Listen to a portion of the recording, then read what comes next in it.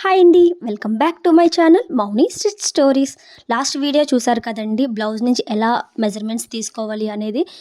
ఈరోజు వీడియో ఏంటి అంటే బ్యాక్ పార్ట్ ఎలా మార్కింగ్ చేసుకోవాలి, ఆ మార్కింగ్ చేసుకున్న దాన్ని ఎలా కటింగ్ చేసుకోవాలి అనేది చూద్దామండి. లాస్ట్ వీడియోలో తీసుకున్న మెజర్మెంట్స్లో మూడు మెజర్మెంట్స్ని తీసుకుంటే మనకు back part cutting and marking 2 అయిపోతాయండి. దాన్ని ఎలా చేయాలో చూద్దాము. బ్యాక్ పార్ట్ అని రాసి పెట్టాను కదండి, ఆ 2 మెజర్మెంట్స్. హ్యాండ్స్లో వచ్చేసి మూడోది రాశాను కదా 8.5, అది ఈ 3 తీసుకుంటే సరిపోతుందండి. వీడియోలో చూపిస్తున్నాను కదండి, అది చూస్తూ మార్కింగ్ చేసుకోండి. హోప్ మీరందరూ మార్కింగ్ సైజ్ బ్లౌజ్ నుంచి మెజర్మెంట్స్ తీసుకున్నారని అనుకుంటున్నాను. ఇఫ్ ఇన్ కేస్ తీసుకోకపోతే కనుక తీసుకోండి. ముందుగా మనం లైనింగ్ని కటింగ్ చేసుకుందాం. ఫోల్డింగ్స్ మన వైపు ఉంచి అంచులు 2 ఆపోజిట్ వైపు ఉంచేలా చూసుకోండి. లైనింగ్కి క్రాస్ పోయేలాగా ఎల్ స్కేల్ ఉపయోగించి ఎడ్జెస్ని అయితే కట్ చేసేసేయండి. కట్ చేసేసిన తర్వాత ఒక 1/2 ఇంచ్ మార్జిన్ అయితే కిందన వేసుకోండి. వేసుకున్న తర్వాత తీసుకున్న మెజర్మెంట్స్ నుంచి బ్యాక్ పార్ట్ నుంచి ఫోల్డింగ్ సైడ్ 13.35ని టేప్ని తీసుకొని కింద ఏదైతే మార్కింగ్ చేసామో మార్జిన్ అనేది అక్కడి నుంచి కింద వైపు ఒక 13.25కి ఒక మార్క్ చేసుకోండి. అదే మార్క్ని ఇంకొక 1/2 ఇంచ్ ఖర్చు కోసం మార్కింగ్ చేసుకోండి. అవే మార్కింగ్స్ని ఫోల్డింగ్ ఆపోజిట్ సైడ్ ఏదైతే ఉందో అక్కడ కూడా మార్కింగ్ చేసుకొని స్కేల్తో అయితే ఒక లైన్ అయితే డ్రా చేసుకోండి. ఇప్పుడు చెస్ట్ని వేస్ట్ని మార్కింగ్ చేసుకుందాం. వేస్ట్కి 1 ఇంచ్ కలిపితే చెస్ట్ అండి. లాస్ట్ వీడియోలో నేనైతే చెస్ట్ లూజ్ని ఎక్కడ కొలవలేదు, తీయలేదు కూడా సైజ్ బ్లౌజ్ నుంచి. కానీ వేస్ట్ లూజ్కి 1 ఇంచ్ కలిపితే చెస్ట్ లూజ్ వచ్చేస్తుంది ఆటోమేటిక్గా. ఏ బ్లౌజ్కైనా అంతేనండి మనకి. నాకు చెస్ట్ లూజ్ 9.35గా వచ్చిందండి. కింద వేసుకున్న మార్జిన్ మీద ఫోల్డింగ్ నుంచి టేప్ పెట్టి 13.35కి ఒక మార్క్ చేయండి. 2 ఇంచులు ఖర్చుకి మార్కింగ్ చేసుకోండి. అదే విధంగా పై పక్క కూడా అలానే చేయండి, మార్కింగ్ చేసుకోండి.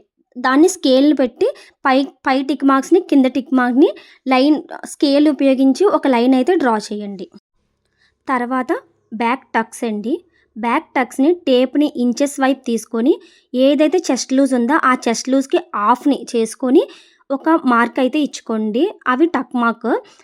అదే విధంగా కొంచెం పై పక్క అంటే ఒక 4-5 ఇంచులకి పైన ఒక టక్ మార్క్ అయితే ఇచ్చుకోండి. సేమ్ చెస్ట్ లూజ్ ఆఫ్ చేసుకొని ఒక టక్ మార్క్ ఇచ్చుకోండి.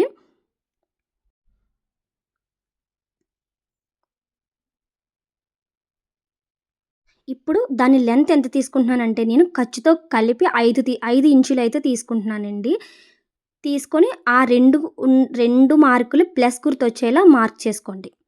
ఫుల్ షోల్డర్కి 5.5 ఇంచులు మార్క్ చేస్తున్నా. 1/2 ఇంచ్ ఖర్చు, 2.5 ఇంచులు షోల్డర్కి, 2.5 ఇంచు నెక్ లూజ్కి అండి. ఈ 2.5 ఇంచుకి మధ్యలో కుట్టు అనేది వస్తుంది. మనకు స్టిచ్చింగ్ కుట్టు అనేది మధ్యలో వస్తుందండి. ఇప్పుడు మనం నెక్ ఒక డీప్ మార్క్ చేసుకుందాము. నెక్ డీప్ ఎలా మార్క్ చేసుకోవాలంటే బ్యాక్ నెక్ అని ఉంది కదా వీడియో చూపించినట్టు 13.35 పక్కన 4.5 అయితే ఏదైతే ఉందో అదే విధంగా దాన్ని తీసుకొని వీడియోలో చూపించినట్టు నెక్ డీప్ని మార్క్ చేసుకుందాం. నాకు నెక్ డీప్ లెంత్ ఎంతైతే వచ్చిందంటే 4.5 వచ్చింది. ఇప్పుడు లూజ్ తీసుకుందాం. లూజ్ వచ్చేసి నేను 2.35గా తీసుకుంటున్నాను. ఫోల్డింగ్ వైపు నుంచి 2.35కి ఆపోజిట్ వైపు ఒక మార్క్ చేయండి. మార్క్ చేసిన అన్నిటినీ వీడియోలో చూపించినట్టు మార్కింగ్ అయితే చేసుకోండి. ఇప్పుడు నెక్ రౌండ్కి రౌండ్ స్కేల్ని రివర్స్ చేసి మార్కర్తో ఒక రౌండ్ మార్క్ అయితే ఇవ్వండి. చూడండి, అక్కడ రౌండ్ స్కేల్ని నేను రివర్స్ చేశాను. రివర్స్ చేసి మార్క్ చేసుకోండి. మనం తీసుకున్న 5.5 ఇంచ్ షోల్డర్కి ఏదైతే ఉందో దాన్ని ఒక్క 6 ఇంచులు గ్యాప్తో ఒక మార్క్ అయితే 5.5 ఫోల్డింగ్ వైపు నుంచి 5.5 షోల్డర్కి అయితే ఇవ్వండి. ఇప్పుడు చంక్ లెంత్ ఎంత తీసుకుంటామంటే మనం 5.35. చూడండి, నేను వీడియోలో చూపిస్తున్నాను 5.35 అని. 5.35 అని మార్కింగ్ చేయండి. అదేవిధంగా చెస్ట్ లూజ్ని మనం మార్క్ చేసాం కదా, ఆ లూజ్ దగ్గర కూడా 5.35 మార్క్ చేయండి. మార్క్ చేసి స్కేల్తో అయితే ఒక లైన్ అయితే వేయండి. లైన్ వేసిన తర్వాత ఇప్పుడు రౌండ్ స్కేల్ తీసుకొని కరెక్ట్గా ఆ ఎడ్జ్ని ఈ ఎడ్జ్ని లైన్ టచ్ చేసేలా పెట్టి మార్కర్తో ఒక లైన్ ఒక కర్వ్ అయితే మనం మార్క్ చేస్తాము.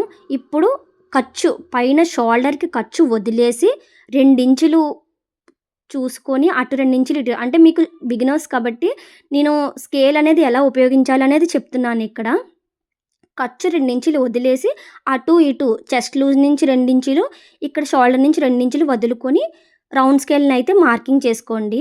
తర్వాత ఏం చేయాలంటే మనకి కరెక్ట్‌గా ఆర్మ్ లూజ్ వచ్చిందో లేదో చూసుకోవడానికి ఖర్చు వదిలేసి వీడియోలో చూపించినట్టు రౌండ్ చేసుకోండి. చూసారు కదా హ్యాండ్స్ 8.5 నాకు కరెక్ట్‌గా వచ్చింది. మీరు కూడా వచ్చేలా చూసుకొని కొంచెం అటు ఇటు అడ్జస్ట్ చేసుకుంటూ చేసుకోండి. అంతేనండి. మనకు బ్యాక్ పార్ట్ మార్కింగ్ అంతా అయిపోయింది. ఇప్పుడు మనం రౌండ్స్ ఇప్పుడు ఏదైతే వీల్ స్కేల్ ఉంది కదా! ఆ వీల్ మార్కర్‌తో మొత్తం అంతా మార్క్ చేసుకోండి. మార్క్ చేసుకోవడం వల్ల ఏమవుతుందంటే మనకి వెనకాల పక్క కూడా అదే మార్కింగ్ వస్తది. సో, కుట్టినప్పుడు కన్‌ఫ్యూజ్ అనేది అస్సలు రాదు. ఇట్లా మార్కర్ వీల్‌తో మార్కింగ్ చేసేసుకున్న తర్వాత ఎక్స్‌ట్రా పార్ట్ అంతా కూడా కట్ చేసేసుకోండి. అండ్ నెక్‌ని కొంతమంది కట్ చేసేస్తారు లైనింగ్‌ని కట్ చేసేటప్పుడే. అదైతే అస్సలు చేయకండి. కటింగ్ అలా చేయకూడదు. ఎందుకంటే మనం ఫ్రంట్ పార్ట్ కూడా బ్యాక్ నెక్‌ని బేస్ చేసుకొని ఫ్రంట్ నెక్ అనేది మార్కింగ్ చేసుకుంటాము. దాంతోనే కట్ చేసుకుంటాము. కాబట్టి అసలు కట్ చేయకండి. మార్కింగ్ అంతా అయిపోయిన తర్వాత ఎక్స్‌ట్రా పార్ట్ ఏదైతే ఉందో అదంతా కట్ చేసేసేయండి. అంతేనండి. బ్యాక్ పార్ట్ అయిపోయింది. అండ్ నెక్స్ట్ వీడియోలో ఫ్రంట్ పార్ట్ అనేది అప్‌లోడ్ చేస్తాను. ఎవరికైనా డౌట్ వస్తుంది. ఈ వీడియో చూసిన తర్వాత షోల్డర్ ఎందుకు 5.5 తీసుకున్నారు? చంక డౌన్ ఎందుకు 5.35కే తీసుకున్నారు? నెక్ డీప్ ఎందుకు 2.35కి తీసుకున్నారు? ఆ డౌట్స్ అన్నీ నేను ఒక వీడియో చేసి అప్‌లోడ్ చేస్తాను. ఏ వేస్ట్ సైజ్ వరకు ఎంత తీసుకోవాలి? నెక్, చంక అవన్నీ కూడా.